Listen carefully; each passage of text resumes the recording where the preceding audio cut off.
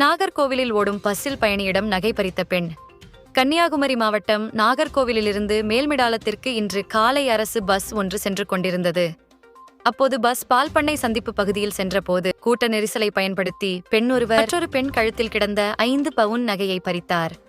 உடனே சுதாரித்துக் கொண்ட அந்த பெண் கூச்சலிடவே சக பயணிகள் நகையை திருடிய பெண்ணை மடக்கி பிடித்தனர். பின்னர் பிடிபட்ட பெண்ணிடமிருந்து நகையை மீட்டனர். இதற்கிடையே டிரைவர் பஸ்ஸை நிறுத்தவே பிடிபட்ட பெண்ணை சகபயணிகள் சரமாரியாக தாக்கினார்கள். பின்னர் இந்த சம்பவம் குறித்து போலீசாருக்கு தகவல் தெரிவிக்கப்பட்டது. தொடர்ந்து வடசேரி போலீசார் சம்பவ இடம் வந்து நகையை திருடிய பெண்ணை காவல் நிலையம் அழைத்து சென்றனர்.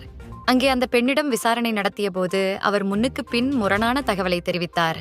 தொடர்ந்து அவரிடம் விசாரணை நடத்தப்பட்டு வருகிறது.